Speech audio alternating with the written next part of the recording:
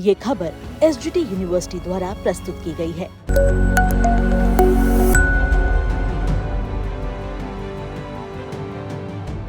चीनी की बढ़ती कीमतें अब सीधे आम आदमी की जेब पर असर डाल रही है।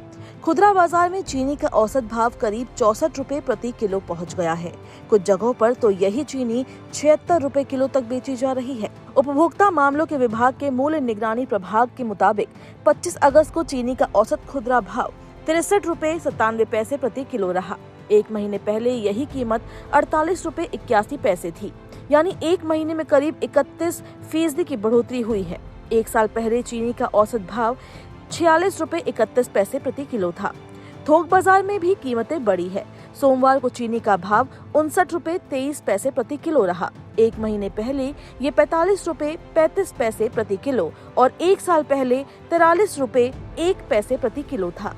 हालांकि सरकार का कहना है कि देश में चीनी का पर्याप्त भंडार मौजूद है। खाद्य सचिव संजीव चोपड़ा के मुताबिक चीनी के आयात की अनुमति और सट्टेबाजी और जमाखोरी पर कार्रवाई के बाद मिल स्तर यानी एक्स मिल कीमत में करीब 18% की गिरावट आई है और ये करीब 55 रुपए प्रति किलो पर आ गई है। गौर करने वाली बात यह है कि पिछले सप्ताह एक्स मिल भाव रिकॉर्ड 67 रुपए प्रति किलो तक पहुंच गया था। सरकार को उम्मीद है कि आने वाले दिनों में इसमें और गिरावट देखने को मिल सकती है। अब सवाल है कि अगर मिल भाव नीचे आ गया तो खुदरा बाजार में चीनी अभी भी इतनी महंगी क्यों है? दरअसल एक्स मिल कीमत और खुदरा कीमत के बीच अंतर होता है और मिल भाव में गिरावट का असर खुदरा बाजार तक पहुंचने में समय लग सकता है। चीनी की उपलब्धता को लेकर भी सरकार और उद्योग के आंकड़े सामने आए हैं। Indian sugar and bio energy manufacturer association यानी ISMA के अनुसार साल 2025-26 विपणन वर्ष में एथेनॉल के लिए इस्तेमाल के बाद चीनी उत्पादन करीब 279 लाख टन रहने का अनुमान है। शुरुआती स्टॉक करीब 50 लाख टन था, जबकि देश में सालाना घरेलू मांग करीब 280 से 285 लाख टन रहने का अनुमान है। सितंबर के अंत तक स्टॉक करीब 35 लाख टन रह सकता है। वहीं मौजूदा विपणन वर्ष में कुल चीनी उत्पादन करीब 309 लाख टन रहने का अनुमान है। जमाखोरी रोकने के लिए भी सरकार ने कार्रवाई तेज की है।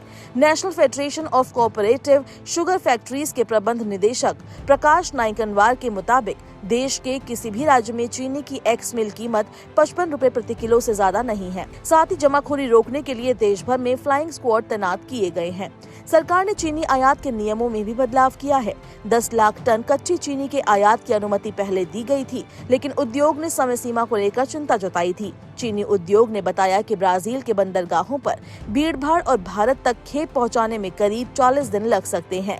ऐसे में पहले तय 31 अक्टूबर तक प्रसंस्करण और घरेलू बिक्री की समय सीमा व्यवहारिक नहीं मानी गई। इसके बाद विदेश व्यापार महानिदेशालय यानी DGFT ने 24 अगस्त को अधिसूचना में सुधार करते हुए समय सीमा बढ़ा दी। अब आयातित कच्ची चीनी के प्रसंस्करण और घरेलू बिक्री के लिए भारत पहुंचने की तारीख से अगले 2 महीने का समय दिया गया है। यानी सरकार एक तरफ घरेलू बाजार में उपलब्धता बनाए रखने के लिए आयात कर रही है, तो दूसरी तरफ जमाखोरी और सट्टेबाजी पर कार्रवाई भी की जा रही है। अब सबसे बड़ा सवाल यही है, क्या मिल भाव में आई गिरावट का असर जल्द ही आपकी रसोई पर पहुंचेगा और चीनी के 64 रुपए प्रति किलो वाले दाम क्या नीचे आएंगे? ये फिलहाल समय ही बताएगा।